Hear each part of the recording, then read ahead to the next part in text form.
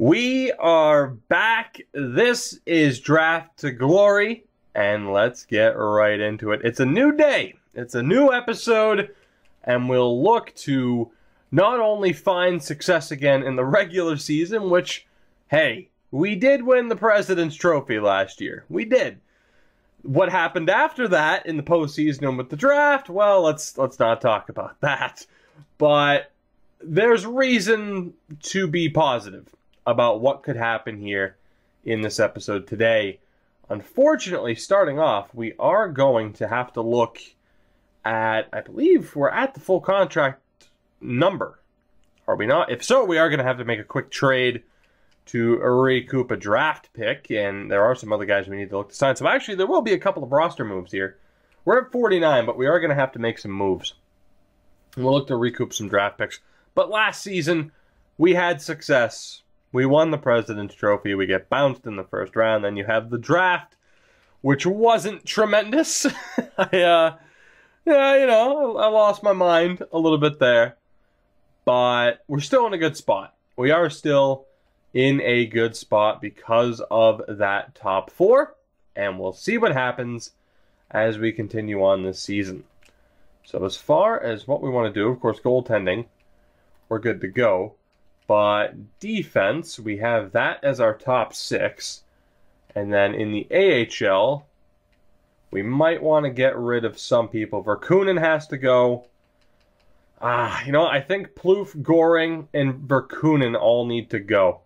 We know what they are. None of them are good enough at the NHL level. And while they would help out the Hershey Bears, we do need to give ice time to some of our other players. So let's see what we can get for Dylan Plouffe. I should be able to get at least a third-round pick out of this. Nope, they'd have too many skaters. How about the Bruins? Well, I don't know if I'd want to get a third-round pick. Carolina, there we go. And they do have champion status, or champions. Yeah, it literally is called champion status. I was right the first time. Can we get a second-round pick out of Carolina for Dylan Plouffe? No, we can't. But we should be able to get a third, which I'm not opposed to. There we go. Third-round pick for Dylan Plouffe. Not too bad.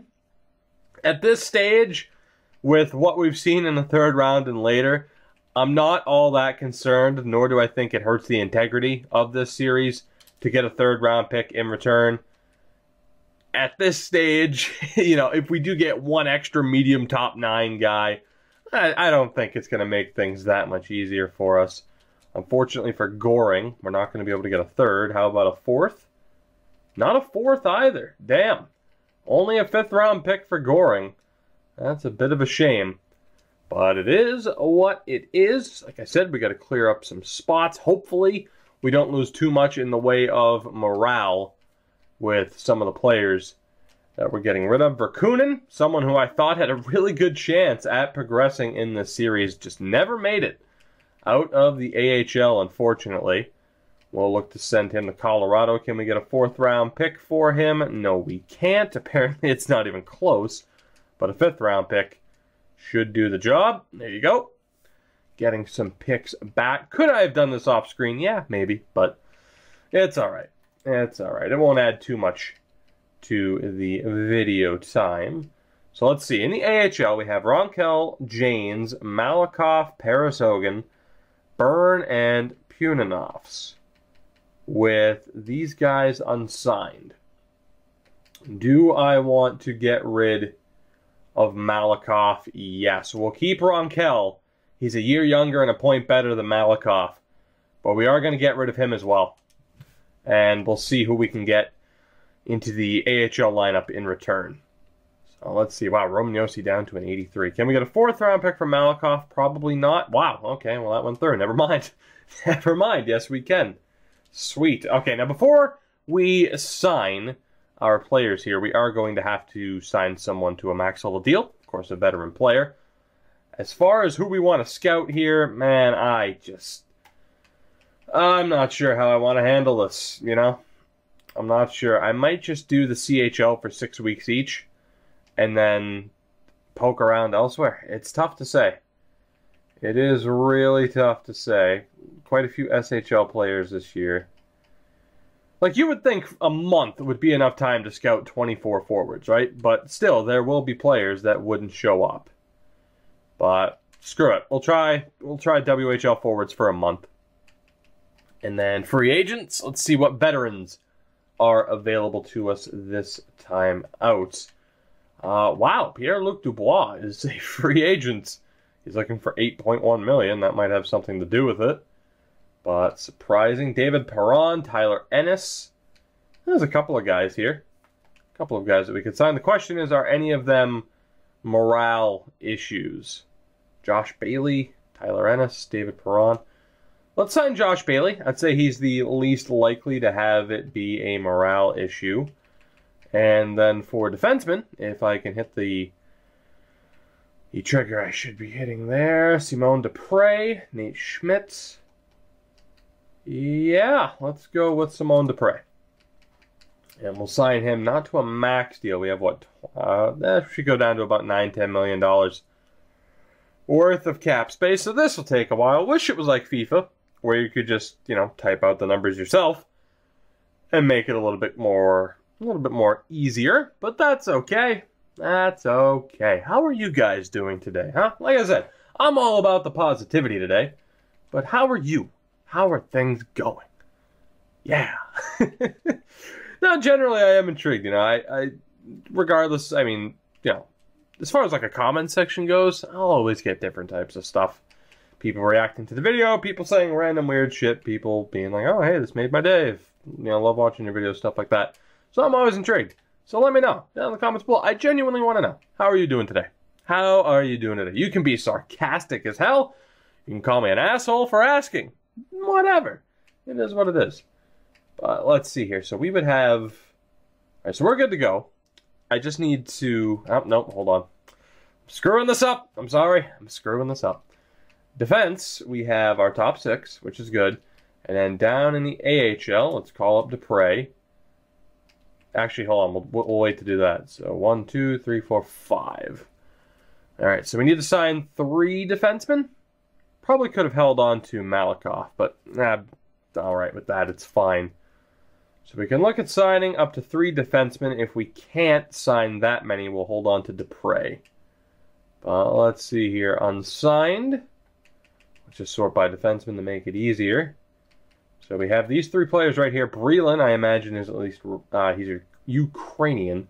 The other 3 are all Canadian, which is something I was afraid of. Although Trevor Paul should be able to be signed. So let's get him and Breland there. And that should actually be good enough to do what we have to do. Let me just double check here as far as forwards go, how we want to handle this situation. Hit the back button one too many times, but that's okay. Again, positivity here today. It's going to be a good episode. It's going to be the best episode yet, damn it, one way or another. Because I'm either going to lose my goddamn mind even further, or we're finally going to find some success. But there you go. The AHL defense is looking all right. And then for forwards, we have Yell and Zontag that are in a pretty decent spot. Let's send down these 2. So the 75 overall is the lowest, and that's actually not true. Wojciech up to a 79. Not bad. I mean, our team's going to be the best it's ever been.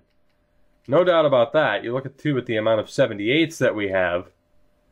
So let's see. The lowest overall forward in our lineup will be a 78. I'm just going to go best lines and see who it knocks out of there. So as far as scratch players, Motto and Ahonen, who are both locked in. Pretty much all these guys are locked in, aside from Wojciech. You have Polak at 26 years old, Johansson. Yeah, it doesn't really matter. It doesn't really matter who we send down. They're all kind of in the same general spot. But let me go back to roster moves really quick. We did have a couple of forwards that we are going to want to sign. So it was... Actually, it did scratch Ahonen, which is a little bit weird. So it was Motto, Boys, and Radoslav Polak. I'm actually going to send down Motto and Boys. And we'll have them in the AHL, kind of the stalwarts of that lineup. Man, this is taking much longer than I expected, but that's okay. We'll call up Josh Bailey as a depth guy. And then for forwards, 2, 4, 6, 8, 10, 12, 1, 2, 3, 4, 5.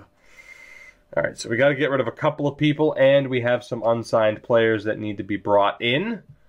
So let's make at least a couple of more trades. I'd say 3, maybe 4, just to make sure that we really clear out this team. Like I said, I don't expect we're going to get much back. It's not like we're going to be getting second-round picks here that could actually be difference makers. So let's see. For forwards, if we look by overall, and yes, the enforcer that we took is a legit 36 overall, the lowest you can get. That's just awesome. I mean, he was a joke pick, but still, that's incredible, isn't it? That is incredible. So, who do we want to sign? Who do we want to sign? I actually have no idea who to get rid of. As far as players we have to sign, Gervais is Canadian, is he not? Yes, he is, so we don't have to worry about him. We have Fichaud, who is also Canadian. Correct. Low top 9. Hilpert and Mikanov could be signed. Ben Dexter can be signed just based off of value. So let's see. You know, here, let me sort by age. So we have boys, Motto. Anybody else that's just not going to make it, really? Novoseltsev isn't going to make it. I mean, we'll keep Ahonen and Polak. But Novoseltsev, Coop, Valaket, they can all be moved out. Decent players, but I'd rather give that ice time to somebody else that might be able to make the most of it. Can we get a 3rd round pick for Novoseltsev? No, we cannot, but a 4th round pick should be enough. No, it is not. Only a 5th for Novoseltsev, which is pretty rough, but that's okay. We'll just go best roster for now. I'll have to fix it all again in a minute anyway. Alright, again, we'll look to get rid of these players. We'll go with Coop next. Again, I'm doing it one at a time. That way we can't stack these players to get an even more valuable pick. Straight 1 for 1 is the deal. 3rd round pick is way too much for Coop. I didn't realize his value would be even less. Let's try the 4th. It'll probably be a 5th. Yeah. Had a feeling, but that's okay. 5th round pick. There we go. There we go, and maybe 2 more deals. I mean, we have that group of guys that are pretty much in the same bracket that just aren't going to make the team. Ekman, well, Valaket and Card are both pretty much in the same spot. Valaket at least is going, and I'd say Card probably is too. Let's see. Pittsburgh, can we get a deal done with the Penguins? Matthew Tkachuk has full trade value. Oh my god, and I actually can't afford to make the deal work. Ottawa, though. Let's go talk to the Sens. 4th round pick for Valaket. Damn it. Oh, that sucks. Only a 5th for Valaket, but it works. And yeah, let's go trade Card, too. We will clear up as much space as possible. Not a bad player, but he's not really going to make it beyond the overall that he already is. Montreal only has 38 contracts at the moment.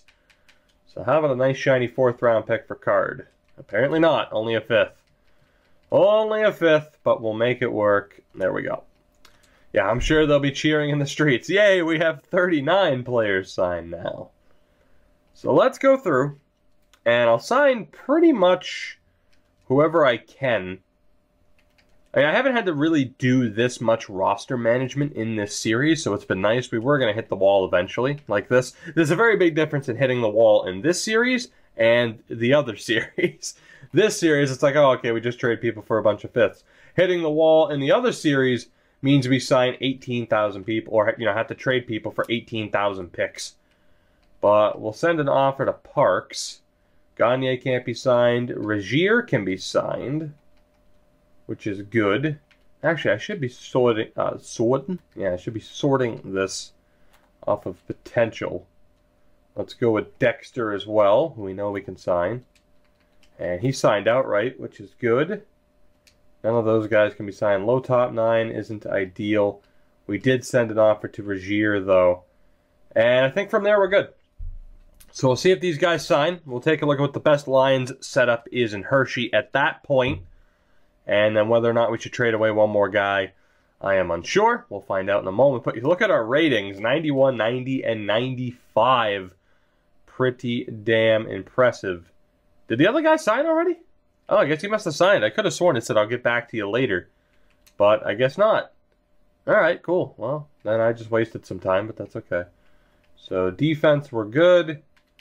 Forwards, we are good. It just has Bailey. So then, the AHL. We will probably just go best lines. And we'll go best lines again here as well for the power play. And yeah, I mean, we're good to go. There are certain players that I could make sure are in the lineup. Dexter, Breland. But, I'm fine with it for now. I'm fine with it for now because we simply, we just want the team to still be competitive. Let's get into the sim. This has taken way too long. Absolutely the longest we've ever gone in an episode without actually simming, and I feel pretty bad for that. But it is what it is. It is what it is. I know a lot of people just couldn't care less about all the moves I just made, and other people like to see every little damn detail that a series can include. So there you go. For those type of people, this is your episode. This is your kind of episode. Hopefully, though, knock on wood, we don't have too many injuries and we can breeze through the season at a pretty quick pace, especially, too, when you factor in that playoffs might be a thing. When it comes to the draft, we have quite a few picks to make. So we'll see. We shall see. Defense, I'm just going to go 1 month. At least for the CHL leagues. We'll go 1 month per. But here we go. We are into the regular season. 10 years now. Yeah, it's been 10 years. This is the 2027 season. That is absurd.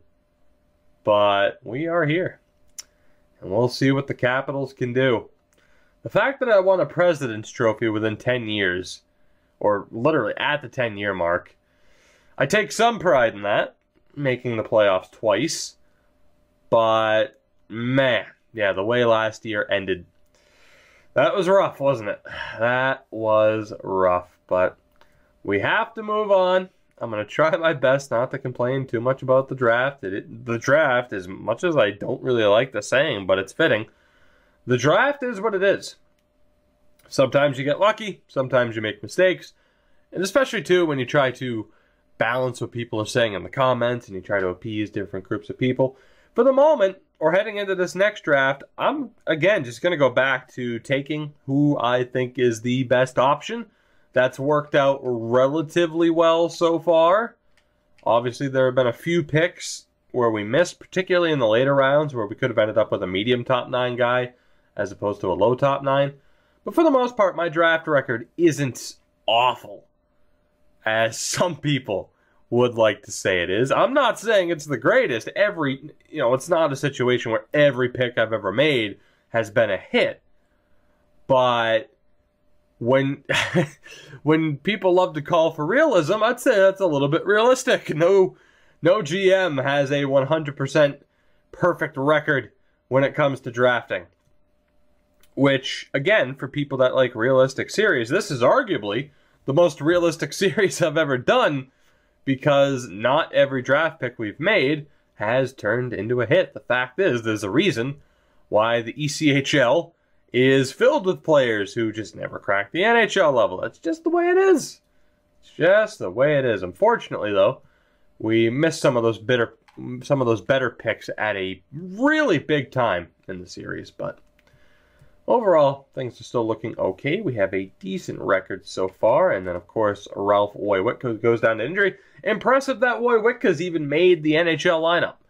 You could say that's, just a display of how bad my drafting's been, perhaps, that someone of his overall could make it into the lineup. But, the fact that he was one of those picks where it's like, oh, God, that was, kind of a miss. Yeah, he's made the lineup. He's made the team. So that counts for something. Now, as far as how we're doing, 15 wins on the year. Obviously not on the same pace that we were previously, as Andrei Svechnikov goes down for about a week. We also get a waiver claim for Alan Baines, but we can't take him. We can't take him. Waivers aren't a factor. Wojciech injured again, which I think is going to put a defenseman in at forward. It would be on the fourth line. I'm willing to let that be because Svechnikov's going to be back any second now. So, it's just, exactly. It wouldn't have been worth editing the lineup for that reason alone. Granted, we did lose 2 straight games, but that's okay. The season is still young, in a way. We are not even, actually, we just reached the halfway point of December, and anything can happen. 17 wins. Still not too bad, but man, the injuries are starting to add up. And that's a bad sign. The year before last, injuries cost us our season. We regressed heavily. At 100% last year, we won the President's Trophy. I'm going to continue to say that, too. That is our greatest achievement. That is our greatest achievement. So I will continue to remind you, because, damn it, it's the one bright spot in this series. I mean, aside from getting to draft Yuri Khudobin, that was a pretty big moment for this series. Winning the lottery as a team that had just missed the playoffs, that was a pretty big moment. But winning the President's Trophy, even if we followed that up with what we did in the postseason, or lack thereof, is still a big moment. And we have started to rack up some wins here. 24 wins on the season. The Bears struggling a little bit, but you'd kind of expect that with some of the talent that we traded away from that team. Oh, no trade offers in a while. That's because I'm not allowed to trade, man. Don't you know the rules of the series? Come on, game, program to me. Have your AI adapt to realize, oh, this guy just isn't trading anything. I mean, we trade for picks, but that's about it. Literally, oh, an individual pick. That's what I should get. Oh, we want this nobody for a 7th. Sure, just because you came to me and saved me a few button clicks. Let's do it. Now, I will say, you know, we're almost done with January. We're making pretty good time considering, again, how late into the video we started the sim. We've been simming for about 6.5 minutes or so, I do believe. And, I mean, we're almost to the All-Star break, so that's not too bad. That's not too bad. We'd be even further if I didn't have to, you know, adjust with some of the injuries that we've had. But we reached the All-Star break with a 29-16-4 record. So far, so good. Can we keep that up, though, is the question. I honestly don't know if we can. So I'm not heavily optimistic, but there is some hope there that we could return to the playoffs this year. That's the hope at the very least. About time we were to miss the playoffs this season, it would be a disaster. It would be an absolute disaster, but I think we're at the point with our goaltending being the way it is, our top line, our top defensive pairing, that we're pretty much in the playoff mix year in and year out as long as we can stay healthy. Obviously, our bottom 6 still features quite a few low-end players as far as 78s and up. But overall, we're still winning games, up to 35 wins now. Our record's pretty good. I know we just lost to New Jersey, and they had a good record themselves. But considering, I mean, you have to realize what this team still is. And overall, it's good. We're going strong here. Hopefully we can keep it up as we approach trade deadline day. We are on 39 wins or 38? What's it going to be? I know I'm going to get that prompt about it being deadline. Yep, there you go. 38, 39, 38 wins, okay? You know, the deadline, I'm not the only person to say this, and man, I wish I would have just made a video saying, here's everything I want in franchise mode, because a lot of my thoughts are so spread out throughout my videos, because, you know, I don't just randomly talk about it. Like, if something happens, like in the last episode with the draft, I'll let you know my opinions on the draft. And I'm not the only person to say, you know, hey, can we please rehaul the draft, you know, the trade deadline again? Not, well, the draft as well, but the trade deadline. the phone system wasn't broken. I'd like to see something like that return, to actually have deadline day be a day, to have it be an event. Because now you just make all your deals before then, which, I mean, you could argue is realistic. Trade deadline day doesn't often result in too many blockbusters. A lot of the bigger trades happen before that day, typically. But it would be nice to see that actually be an event to look forward to, that you could actually have an individual episode be focused on. Because that used to be a really big thing. I remember watching 2BC, NHL 13, NHL 14, and those trade deadline videos. That was a major event for every season. And while in some of my series I have had, like an individual episode actually be the trade deadline, but it's never as, I guess, spontaneous. It's always much more planned out, and you kind of know what you're going to do. The day itself is irrelevant. It's just, oh, okay, well, let me get all this stuff done before then. You never get that deadline day offer from a team that really makes you rethink what you're going to do. But I'm sure I'll continue to talk about that later. I don't plan on putting up a video saying what I want to see in NHL 18 because it's way too late. But if you guys have watched my videos, you know that I talk about this stuff from time to time. As we lose Ken James to an injured wrist for a week. So he's going to miss the first 2 or 3 games of the series if we make the postseason. And indeed we did. So there you go. I had a feeling. I didn't want to jinx it. We end the year on a 3-game winning streak, and the Washington Capitals are back in the postseason. How do you like that? But without Ken James, look at that defensive number drop. We are going to have to call somebody up to replace him. But let's take a look. 46 wins this year, good for second. Tied for second. We actually just beat Philadelphia on tiebreaker. 2 extra wins. Despite having the 2 extra losses, 2 extra wins. And we get second place in the division. Not too bad. 6th in the NHL. Goals 4 per game. Where are we? That's not too bad. Just outside the top 10, I do believe. Yeah, that would be, actually, I think that would be 10 on the dot. So how do you like that? And then goals against per game, one of the lower figures. Again, top 10, which is good. Obviously, the lower the number, the better. So not too shabby. Our power play wasn't the league's worst, so that's always good. The penalty kill, though, leaves quite a bit to be desired. Does it not? Wait a minute. Where the hell are we on the PK? Where the hell are we? Like, am I just zoning out? There we are. Oh, we're actually at 81%. I thought it said 77. That's not too bad. Pretty good year for us. We'll take a look at our player stats and league-wide stats before getting in to the series. Nolan Patrick with 90 points in 82 games. What a beast. My God, he's 29 in the series. Oh my God, he's 29 years old now. That's insane. Andrei Svechnikov, 82 points in 79 games. Yuri Khudobin with 76. Ola Ekman, 52 points. Conley with 50. Janes with 43.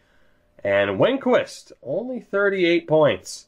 You could argue it's because he's not on a line with Nolan Patrick. I think he does have a pretty good built-in excuse for the lack of production. Quirk played 67 games. He's a 90 overall. Could what was his name? Ray Yip? Could he have been valuable? Sure. People questioned that pick. People really questioned the Steven Quirk pick. I demand an apology, because he's the reason why we're here. A .922 save percentage, a 90 overall elite goalie. Sure, is goaltending everything? No. Could we have had continued success with Ottinger? Perhaps. I mean, the narrative changes when it's, when you have a 90 overall goalie and he wins. It's like, oh yeah, see, overall matters. When you lose to an 83 overall goalie, it's like, yeah, see, look, it doesn't mean anything.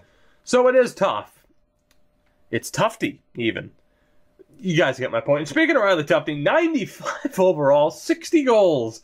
Tied with Nolan Patrick for the lead league. Both a 19 and plus minus 2. I imagine, though, it'll give the scoring race to Tufty, even though it should give the scoring race to Patrick and give the Rocket Richard to Tufty. Henrik Borgstrom was up there. Svechnikov also up there as well. Yuri Khudobin.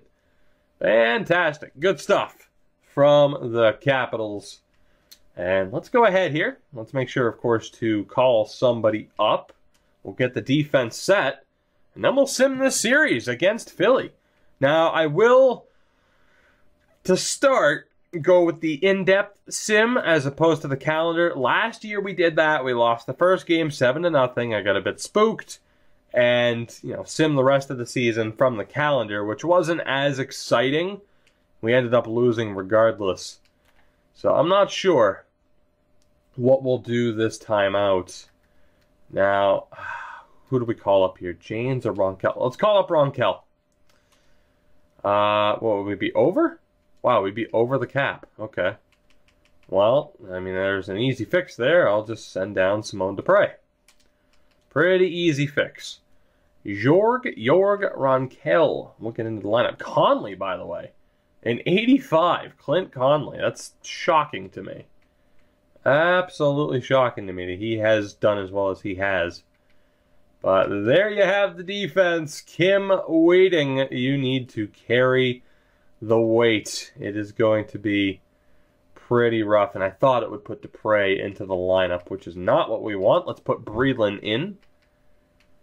And we're good to go. Let's do this. Playoff time, baby, against the Philadelphia Flyers in the first round. Is this the year that we finally make it past the first round? And is Janes going to be 100% for this game? Probably not, but it is worth double-checking so we don't run into a morale thing. He's not going to be. No, that's okay, though. We don't want to play him hurt. We don't want to risk him getting a further injury. So we will move on without him for most likely the first two games. Here we go. Game 1. I'm not going to be as overly dramatic and hyping it up as I would in a Nation United or Rebuilding Hockey Town. Let's just go through and see what happens. First period here of Game 1, and we get the opening goal. Yuri Khudobin, 57 seconds in. All right, not too bad. Second period, it's tied. Imagine that's Julius Honka with the goal, and that sets up this third period. I'm just going to hit the A button. Let's see what happens, and we get the win. Ola Ekman and the empty netter for Andrei Svechnikov, and that is certainly better than losing 7-0 to the Islanders in Game 1. We take the 3-1 victory. 30 saves for Steven Quirk, and the Washington Capitals have themselves a victory in the playoffs. Now, will Janes be fully healthy? Probably not. But again, it's worth checking. It is worth double checking. It didn't pop up, I already know, but it's worth double checking. Indeed, he is not 100%. He'll be back for Game 3, though. I know it said the 17th and everything. Sometimes they heal up before that date. I just wanted to make sure. All right? Good. Game 2 against the Flyers. Here we go. Let's do this. Can we make the most of home ice advantage? First period, goal apiece, Yuri Khudobin and Sean Monahan. Okay. Second period is scoreless, and that sets up the third. Here we go. We're simming to the end. And we get the win again. Andrei Svechnikov, and this time Wheating with the empty netter. Another 3-1 victory, and the Caps have a 2-0 series lead. How do you like that? The 2-0 series lead, 21 saves for Steven Quirk. Wheating, your first star.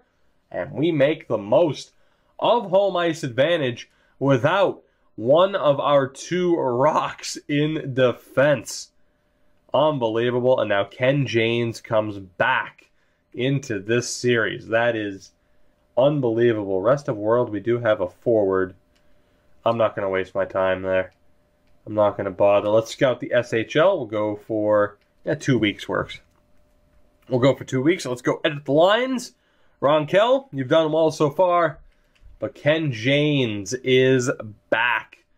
I'm a little bit worried about screwing up our team chemistry at the moment because things are looking pretty good. Ronkel hasn't been a negative. He hasn't been a positive either. But still, let's get Janes back into the lineup. Where is Ronkel? There he is. We'll send him down. We'll get Janes back into the lineup. I'll actually go best lines here down in the AHL as well. We'll have to take the prey out again, but that's all right. We'll put in, who has the better potential? That would be Trevor Paul.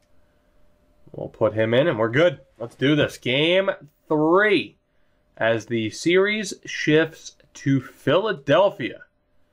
A win on the road would be gigantic for us. Just one of the 2 games in Philly, and that would be huge. Let's do this. First period here of Game 3, and we get the opening goal. Nolan Patrick, the main man himself, with the opening goal. Second period, Yuri Hadobin makes it 2-0. My God, we are 20 minutes away from a 3-0 series lead. Let's do this. We're hitting the button. What's going to happen? And there it is. Andrei Svechnikov, the goal. The shutout. The 33-save shutout for Steven Quirk. And it's a 3-0 series lead for the Washington Capitals. We are 1 win away from making it out of the first round for the first time in this series, outscoring them 9-2 over the first 3 games. Let's go. No more hype, no waiting. Let's do this. First period of Game 4, and there's the opening goal again. It's Yell.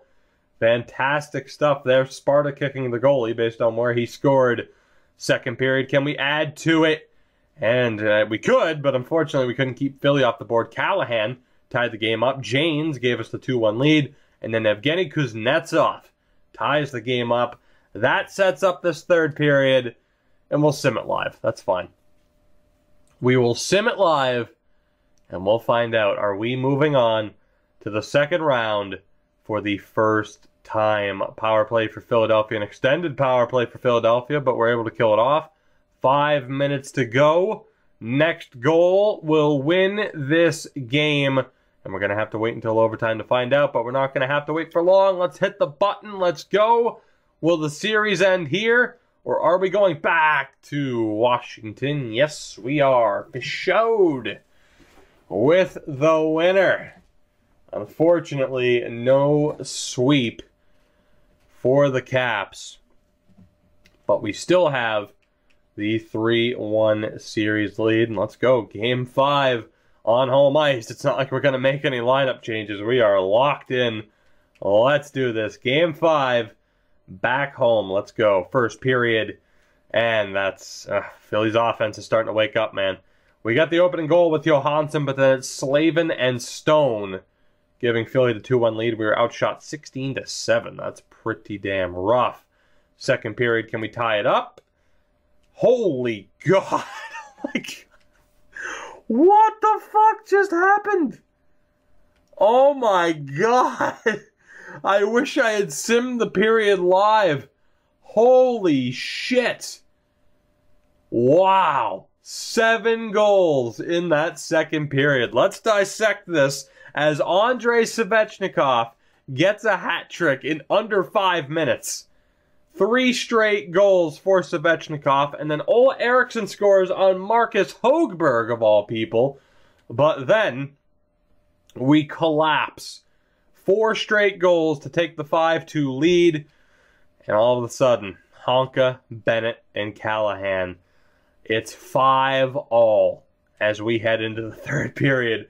One of the craziest tilts I have ever seen. 4 unanswered, and then 3 unanswered in response for Philly to tie this game up. We are halfway through the third period. Next goal could very well win the game for their team. It could be a series ender, or it could force Game 6.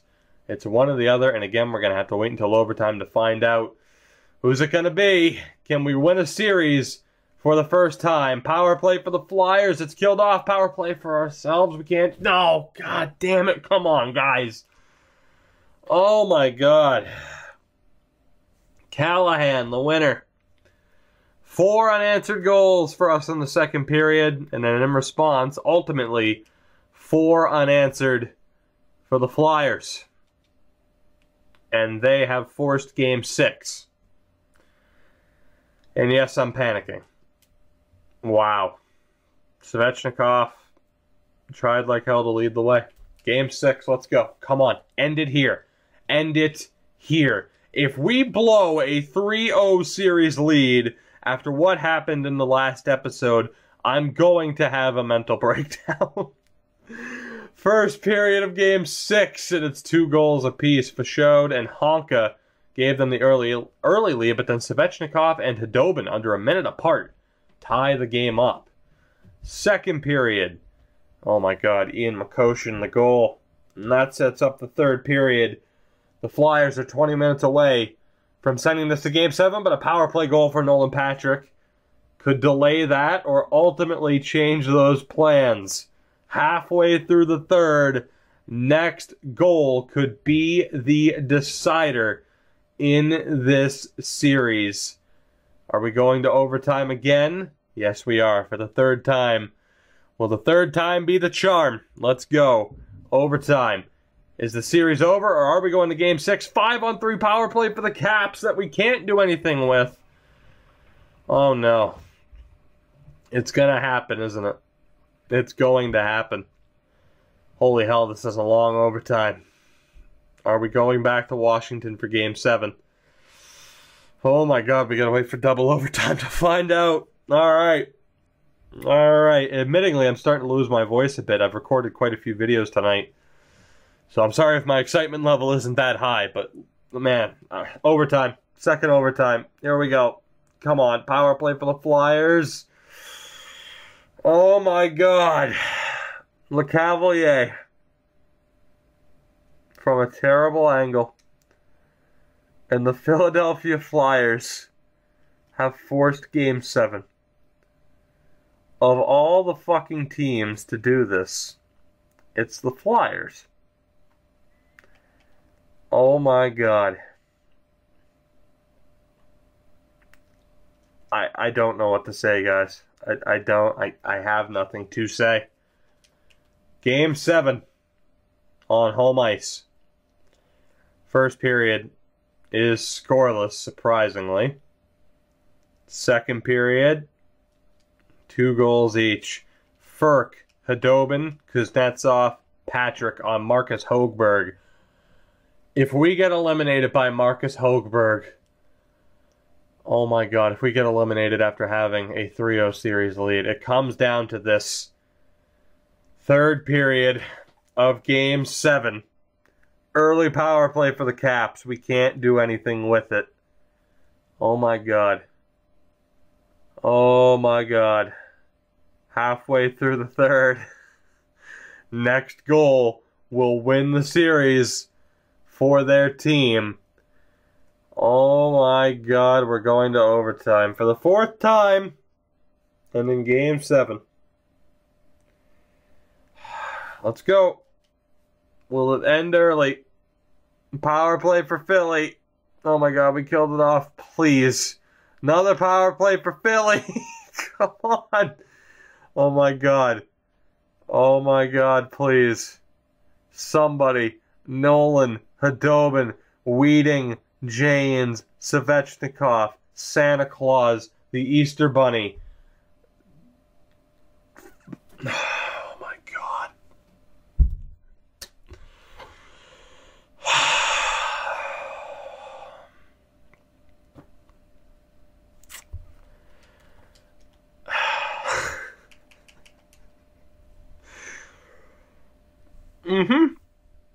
Yep.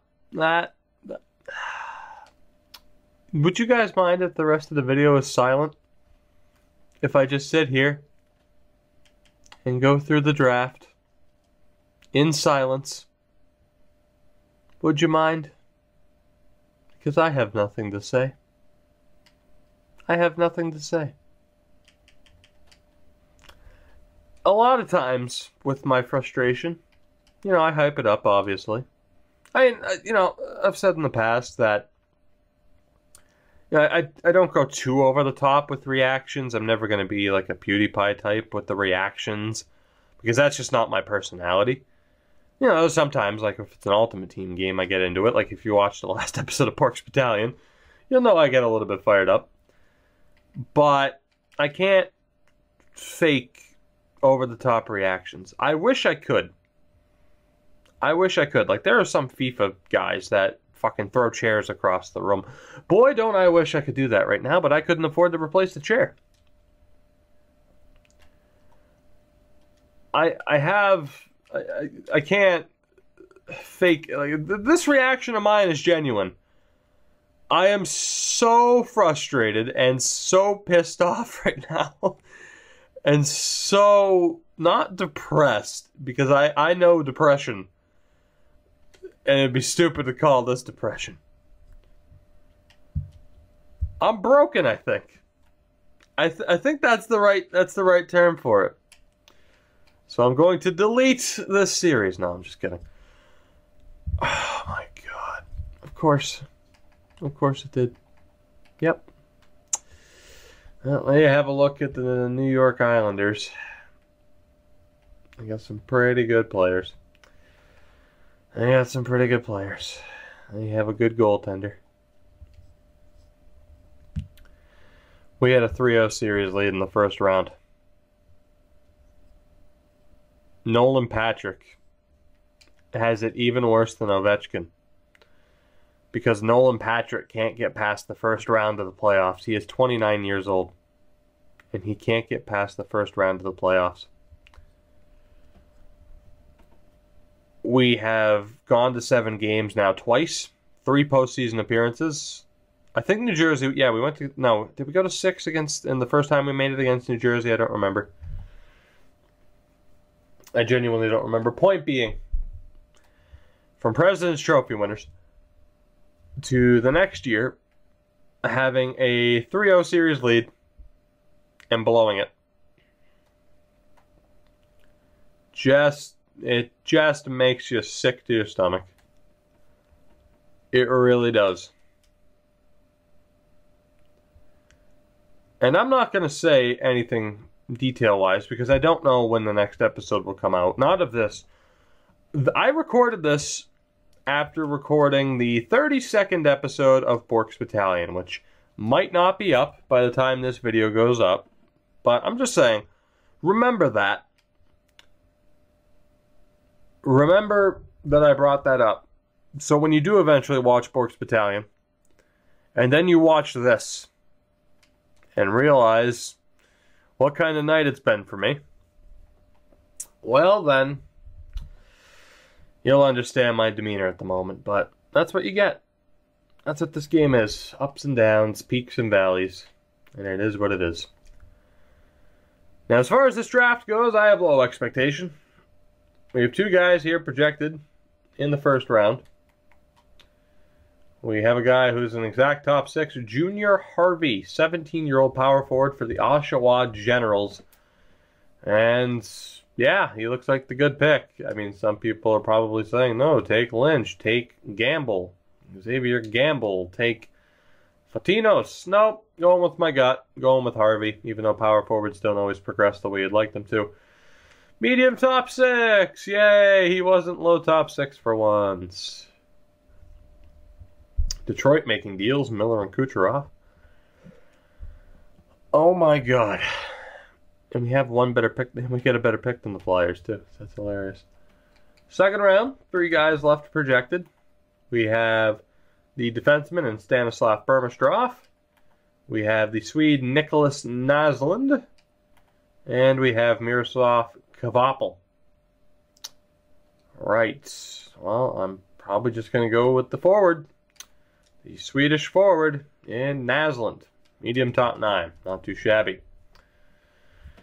Oh my god. I just want this video to end. I was almost tempted to not even do the draft. I almost just turned off my Xbox. Alright. So, top 9, you would hope he'd be medium. High AHL top 4. So, I'm guessing he's not great. But then some people will be like, no, you should take him. He's medium bottom 6, probably. Harper's probably low top 4. Raymond Harper. You got Van Riemsdyk.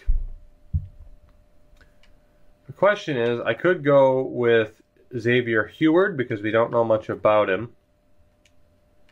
I could go with J.C. Scrimes because we don't know much about him. Could go with Junior Pogge. We have Jesus McIntosh. I might have to take him. Who else do we have in the third round? We have Dmitry Kvasha. And Jesus Camachi. That's even better than Jesus McIntosh. Jesus Camachi. Or maybe it's Jesus. Fuck it. We're taking Camachi. Jesus Camachi, the grinder. I don't care if he's not good. Medium top 9. Perfect. That worked out wonderfully. Okay. Yeah, Pogge ended up being medium top 9. I forgot we had another third round pick. I figured it was mostly fourths. So third round, there's one guy left projected in the third. That being Jeff Persaud. From there, it's kind of a crapshoot. We know how good Getzlaf is. Sergei Bykov, Pavel Malikov. I am primarily looking at forwards. Nelson Georges. We have Gene Booz, Eric Palmieri, Clarence McCarthy, or Clinton Fitzmaurice. Right. Who to take? Now, I could take a risk on one of the high bottom 6 guys, but they're probably low. I mean, that might be medium. Sergei Bykov, power forward. We could go with the grinder Pavel Malikov. We have the other power forward and Nelson Georges, 17, so his overall isn't going to be that great. Gene Booz, Eric Palmieri, Clarence McCarthy, and Fitzmaurice. Let's take a risk on another grinder. Pavel Malikov. Come on down. Please be medium top 9. Low top 9. Great. And should have taken Fitzmaurice. Should have taken Getzlaf. Well, took a bit of a risk. Didn't pan out, so that's great. That's just lovely. Exactly what we needed. Holy shit. High top 9, really. Really? I mean, I'd be alright with taking a low top 6 guy at this stage. I mean, like, we could go with Pierre Marchand. Wouldn't be a terrible pick. I mean, I should just... Yeah, fuck it. I'm probably just going to take this guy. Tyler Riley. He'll probably be low top 6. But I'm alright with that. I mean, otherwise, it's just kind of a crapshoot and hoping for the best. So let's take Riley. Low top 6. Coming down, right? Yeah, there you go. It's not a bad pick, though. It's not a bad pick. I mean, for this stage, 4th round, low top 6 can still progress sometimes. And then from there, Marchand, like, Kozlov might be decent, but just high AHL bottom 6. That makes no fucking sense. Absolutely none. I'm going to go with Marchand. Pierre Marchand, how good are you? Medium top 9. All right, not too bad. Kozlov is also medium top 9 because that makes so much sense. Whatever. I'm not getting into that debate again. I don't care. I can't be bothered to concern myself about it right now. There you have Larocque. 18 years old exact. Hopefully he'd at least be medium. When's we have back-to-back picks again, don't we? Okay, well. Right. So, let's go with Volchenkov. I mean, Bouchard's probably low top 4. Do we take the risk on Bouchard and hope that he's somehow medium top 4? Michel Bouchard. Do we hope for that? Or do we go... It would either be Frank Bednar or Valery Volchenkov. You know what? I'm going to take the risk on Bouchard. No, he'll definitely be low top 4. Definitely. But I don't know if any of the... I mean, if these other guys... You know, fuck it. We'll take Volchenkov. We'll see if Bouchard's still there. That was the right pick for Volchenkov. Bednar was low top 6. That was actually really, the proper pick. We do have another pick a bit later. So 4th to 5th round, Bouchard, Fleischmann. As far as 5th round goes, we do have a lot of these guys scouted out pretty well. Like I said, we could go for Larocque and hope that he's medium top 9. We could take Thomas Makkonen.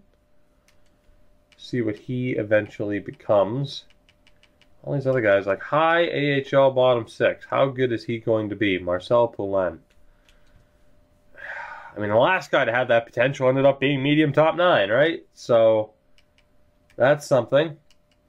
But yet, I could probably take Dillman, and he'll be like low top 9. Well, he's an enforcer, too, so I wouldn't. Oh, the system makes no sense. But I'm not going to get into it again. I'm not going to get into it. With Bouchard, it's just such a risk. It really is. I'm going to take Larocque because I have a feeling he won't be there. Please be medium. Fuck the biggest of ducks. Damn it. Damn it, damn it, damn it. And Bouchard was low top 4. It wouldn't have mattered anyway. Wouldn't have mattered anyway. I wouldn't have taken one of the guys that would have mattered. I can take Poulin now. Sure, let's take him. Fuck it. Medium top 9, please. Or not. Okay. Unless I'm remembering wrong, which very well could be the case, the last guy to have that same potential on the board ended up being medium top 9. Just saying. Just saying. I might be remembering wrong. I'm 99% sure that I'm not. That's my point. The draft system is fucked with a capital PH. As far as who we take next, I could take the risk on Tony Gagliardi, or I could go for Rodney Fierro and hope that he is medium bottom 6 instead of low. A lot of guys projected in the 5th to 6th round. Let's go with Fierro. And we'll hope for the best. Low top 9. Lovely. Apparently we get back-to-back picks, though. So that's also lovely. Do I take the risk on Gagliardi? Sure. Why not? Why not? And of course, he's medium bottom 6. Of course he is. Of course. Yeah, of course. So stupid. So stupid. All right, well. Now, Holt has the same exact potential as the last guy we just picked, Jonas Holt. The same exact potential. Now, maybe I should be factoring in how many times they were scouted. I don't know. I'd take Joseph Lavallée, or, yeah, Lavallée? I have no idea. I'd take him, but the last guy I took with that potential ended up being awful. So, yeah. 5th to 6th round. Do we go with Dean Eddy? Or Holt. Let's go with Holt. Why not? You going to be as good as the other guy was? No, of course you're not. Because there's no fucking consistency at all. No fucking consistency. Oh my god. Not like we missed out on anybody else that I would have preferred, but just saying, no fucking consistency. As far as who we take next, 5th to 6th round. Do we go with Eddy or do we go with Reed? Dean Eddy or Aaron Reed? Let's take Aaron. Well, actually, let's not take Aaron Reed. When's our next pick after this? Liedeker looks like a pretty good pick. When's our next selection after this? Not until the 6th round. Okay, so we'll have to play this one a little bit safe. Here, let's scout out by this. 7th D. He might be low 6. And then exact. Let's take Liedeker. Not projected to go until the 6th round. Tim Liedeker. Liedeker. We'll take him next. Low top 9. Right. Well, sure. Reed was AHL top 6. So, there you go. There you go.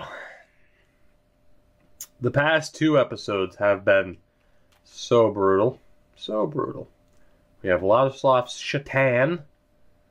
Or Satan, as other people know him by. I don't know who to pick here. I have no idea. Would Hanu Kervinen? Yeah, Kervinen. Would he be the right pick? Probably not. Oh, God. I'll sort by round here. Who the fuck knows? Oh god, I'm tired. I'm exhausted. This is exhausting. Well, I could go with Kelly Darby, Philip Petruzelic. I could go with Moroza, Sykov. We could go, let me guess, Parks is... Who the fuck knows? Who the fuck knows? Nobody knows. The system is stupid. Let's take Kervinen. Low top 9. For a 6th round pick, it's honestly not terrible, but it makes no sense. That is what his potential would be, given what he shows up as on the big board. So from there, pretty much out of options. Pretty much. Well, I could end up with a low bottom 6. Low 7th D. I don't know. We'll take one of these 3 guys. Who do we have? We have Curtis Zancanaro. Sorry, Zancanaro. Frederick Jacobson and J.C. Stapleton. Canadian sniper, Swedish two-way, or the American playmaker who is 20. He played in the OHL though. Let's go with the Swede. Why not? Why not? Why not? Is what I say. Yeah, he's awful. Good. Good, good, good. Good, good, good. What a draft. What an episode. I can't be bothered to do the re-sign phase, but I will. Just because there might be more roster turnover to start the next episode, and I'm going to have to do it at some point, so why not do it now? Right? My God. Oh, boy. All right, what do we have here? Ottinger needs a new deal. We'll sign him up. Marmon needs a new deal. That's fine. Defense, everybody needs a contract. Weeding, Janes, and of course, if anybody declines, we can just back up ye old money truck to their home and make sure that they sign. I could literally sign one of these guys to the max contract, and that way I wouldn't have to sign a veteran. So I can pretty much get whatever the hell I want, which is pretty cool. Now we'll let go of Simone Dupre. And Reardon, low top 6. I don't know if I want to sign you. I guess I will. I'm pretty low on, well, not necessarily low on defensive options, but I've definitely focused on forwards as of late. Let's re-sign Wojciechowski, Ekman, Johansson, Polak, and Kurtz and Marr. Sure, we'll sign you two. The more the merrier. Come join the party. There's room enough here for all of us to be miserable at the same damn time. Have no fear. Hilperts. Kumatov. We're going to run out of contract spots because of all the players I'm signing. So let's hold on for a minute. We'll wait, see who accepts, and then take it from there, because there is a realistic chance that I just signed way too many people to contracts, which would be great to put myself into that bad of a position right about now. That would be great. Everybody's accepting. Oh, happy day. I'm just going to skip through, because who gives a shit? What are we at contract-wise? That is the question. Yep, we're at 50 out of 50, which means if there's a UFA, I won't be able to sign him. There is one, and that is Parks. Unless I let go of somebody else. So we can re-sign Yell, and that'll be fine. We can re-sign Sontag, that'll be fine. Don't want to get rid of him either. Bomick isn't terrible, we'll keep him. Although it's not looking like he's going to progress. Järvinen, we'll keep him. So it comes down to Curtis or Parks. We'll let go of Curtis, only a 73 at 24 years old. We'll let go of you. That brings us down to 49.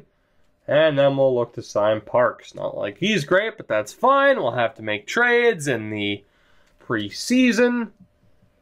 And then we'll be good to go. So the start of next episode will be a lot like this one. Hopefully it won't take as long, but you never know. You never know. Everybody should accept. Oh, happy day. We're good to go. We're good to sim forward to the start of the next season. Guys, I couldn't fight off that burp either. Couldn't happen. Didn't happen. Guys, thank you for watching. I hope you enjoyed my misery. I hope a part of you is also miserable. Remember when I asked earlier how you're doing? Well, right now I hope you're as miserable as I am. I should have picked a different team, one that could actually win something. Guys, if you enjoyed the video, of course, make sure to hit that like button. You know I appreciate it. It helps out the channel.